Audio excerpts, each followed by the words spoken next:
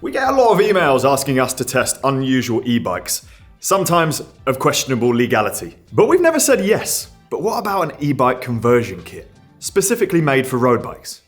And that's my cup of tea. Oh shit. What am I saying? I actually don't know what I'm saying. What am I saying? So we finally said yes to one of these emails. I don't even know which one we said yes to. This has arrived. I don't know what it is. I don't know what bike it's compatible with. I'm assuming we have enough variety of bikes in the studio we're going to be able to fit it to something. So I think we should do that and test its range, see if it's actually any good. What does it say on the box? Evagors. Make you life with energy. 2 wheels. What? I had a sneaking suspicion. I think they're carbon. They are carbon. What? I told you, specifically for high-end bike. Oh. It's like a sick wheel set. So it's an electric wheel set so that they match. They know that if you're putting this on a premium bike, you're going to want your wheels to match. This is sick. Worst case, we have an excellent front wheel. It even comes with rotors, their own branded rotors. So it looks like we're doing a brake test as well. These cables are similar, if not the same, as the cables that we have on the Omnium electric bike that are made by Bafang. I'm not sure if they're the same ones, but ultimately they look legit. Like in terms of some of the e-bike stuff that we've reviewed in the past and played around with, the finishing of this looks to be a very high standard. First impressions on the wheels, they seem to be really good quality. The rim is very firm, which is something on other wheel sets we know has been questionable. Rim tape already on, looks to be done really well. They're pretty wide, it's a very modern rim. I think this might actually be really good. Shimano free hub, let's see what it sounds like. I like a free hub that isn't obnoxious, and that is not. So, sick. Looks like I'm gonna be going home pretty fast. I'm assuming this will be the battery. It's quite heavy. I'm assuming it will fit on somewhere in your bottle cage there. Thinking this was going to be a rim brake kit, I had prepared my bike to be the sacrificial bike. However, turns out it's through axle. So, we are still using my bike as the sacrificial bike, just a different bike. The old Villia Zero SLR. The old Why is it talking to me? Got some bad news. Bad news for us, good news for our viewers. There's no instructions. So it looks like it's a guessing game, or we should probably actually look at what company this is and just see if they have an instruction manual on their website. Option 1. Option 1 it is.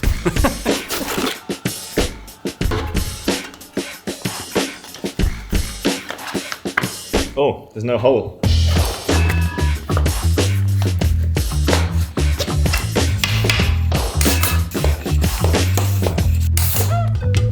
This won't be relevant to everybody, but we're going to weigh the bike before and after installing the system. So the starting weight is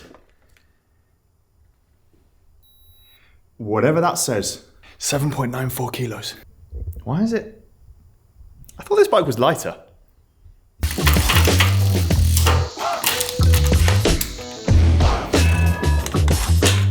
The wheels are 6-bolt only, and we do not have any 6-bolt 140 rotors. This bike takes 140 rotors, so I'm stealing the adapter from a Z-Race caliper, which we just had lying around.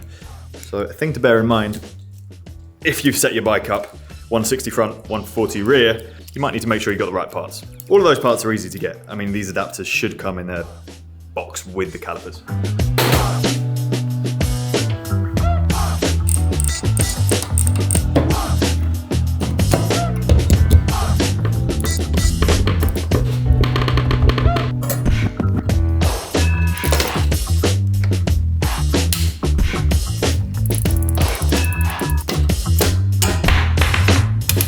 Wheels are now on the bike successfully. We're now going to install the battery, which is pretty weighty. It also says on the bottom, use specific charger only, do not dismantle the battery, do not put the battery into water. Well, it's raining outside today. This is probably a good time to convey the message, Don't try this at home. I imagine it would void the warranty on your frame, particularly with carbon frames. Comes with a little bracket to replace one of your bottle cages. So you're gonna only have one bottle cage as well.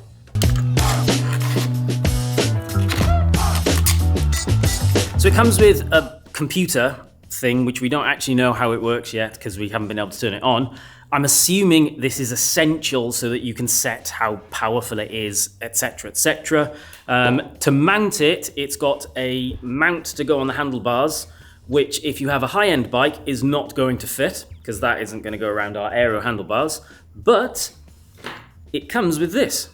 So they have legitimately considered how this would be fit to a top-end, high-end bike. With the Villia that we are using, there is an under-stem mounting system that this is just going to fit perfectly onto instead of. Well designed, maybe.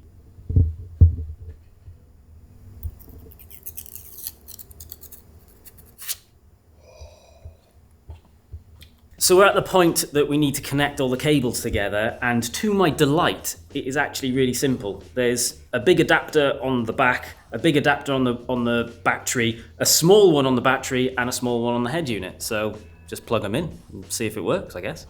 I assumed the battery was dead because when you turn it on, there's no lights, but it actually just turns out there's no like light to say whether it's on or not. So we've plugged it all in, I've turned on the head unit, and it appears to be fully charged. I've cranked it up to max power, which is 5.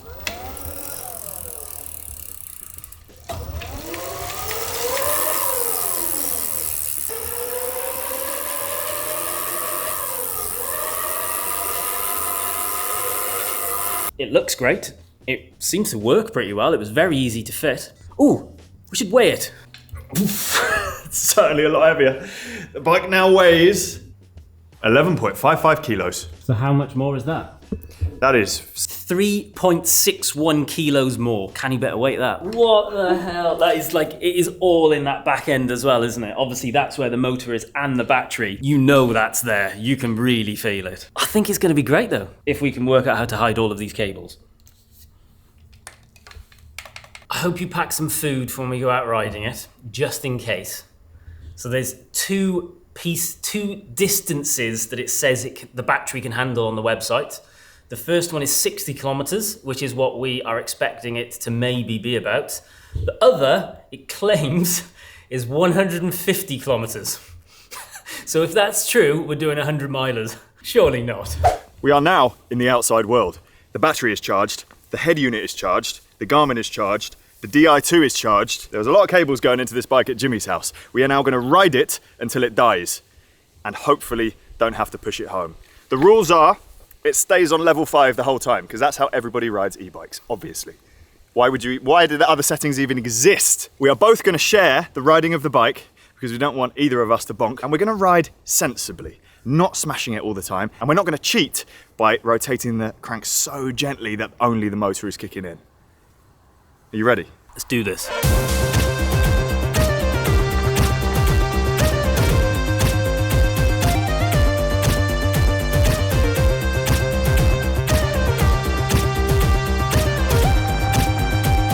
We're 11 kilometers in.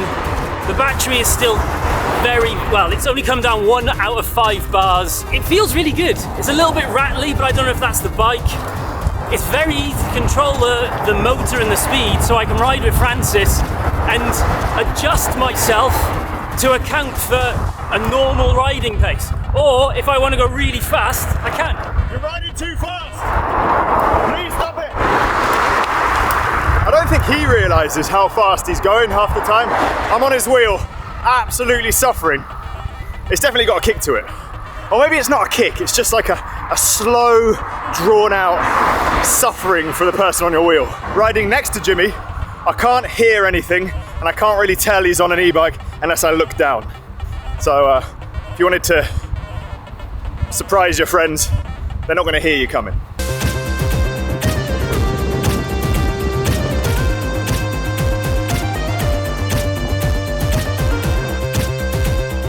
This does react very nicely and sensitively to how much power you're putting into the pedals. Have you noticed? Yeah, so yeah, if you pedal lightly, it puts a small amount of power in. if you pedal hard and boost the torque, it responds to that. It's more sophisticated than I thought it was going to be. We didn't give this enough credit at all. No. We were very unfair. Both of us are loving this. It's rapid. I feel like the strongest cyclist in the world. So I currently have 3 out of 5 bars left on the battery, and we have done 27 kilometers. What I generally find with batteries is the latter end of the battery tends to go really quickly. So is this going to drop off really quick now? We will find out. We've tried to make this battery test as fair as possible. We know we live somewhere that's really, really hilly, so we've tried to find some of the flatter routes that we have around here, but still there's a decent amount of elevation in it still. So it is still quite a tough test for this battery, so I would expect it to be under what they are saying it's capable of doing. 1 hour later. It's on 0 battery, we've done 37 kilometers. Somehow it's still going, but it feels like I'm going to be walking home. It is still going, but I had to ride that hill. It says error and it's flashing. It's gone. Oh, it must have gone off. All the colour's gone. The colour, it's bunked. It can no longer see colours. Doing 300 watts. That's it. It's not making a noise.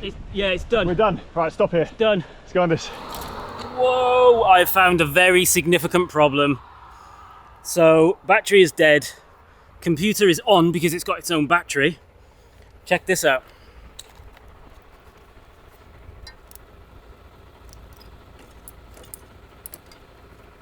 That's locked. That does not move at all. Turn the battery off. How about now? No, still locked. So now I'm literally walking home. I assumed I was just gonna have to roll home with a extra bit of resistance. You have to carry that now as well.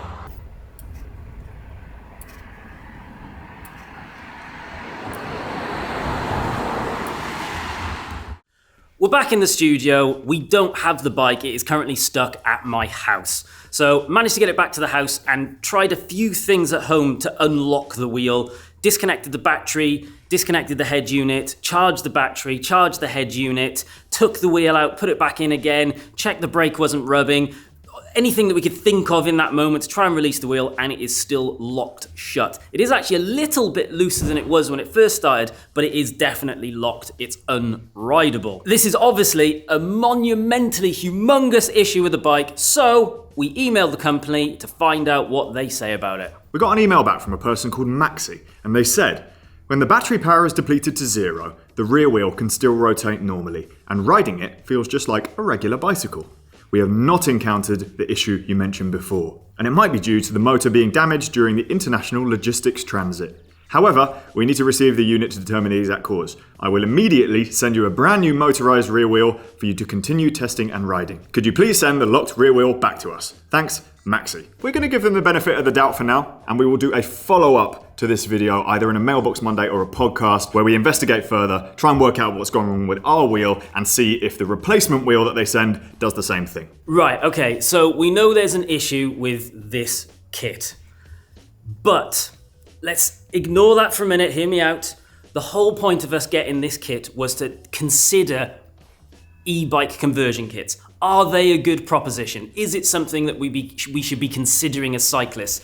Is there a place for them on normal road bikes that you already have to convert them to an e-bike? So that's what we're going to focus on. So the battery lasted for 1 hour and 55 minutes, which was 42.2 kilometers and 650 meters of elevation. We had it on 5 for the entire duration. We didn't turn it off when we stopped on the side of the road and had a little bar. It was just on continuously. Considering it was 650 meters of elevation, I am quite impressed at how long it lasted, and I feel like the technology is getting better and better and better. The bike looked fantastic. It lasted a decent amount of time, perhaps not as long as some people would like, but as far as I'm concerned, a 2-hour bike ride, why do you want to go more than 2 hours? That's enough for me.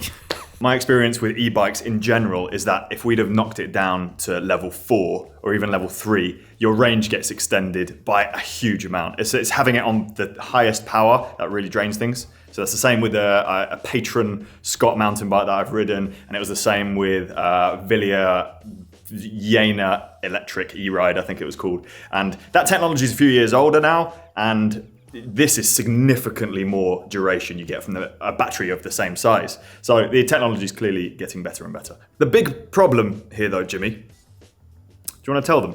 This costs just under 2,000 euros, according to their website. And let's not forget, this almost certainly voids your bike's warranty. As of right now, we can't recommend this product, but we will do an update video where we investigate further and test out the second wheel that they send. Thank you for watching. Let us know your experience with either this kit or other e-bike kits in the comment section down below, and please subscribe to this channel for more.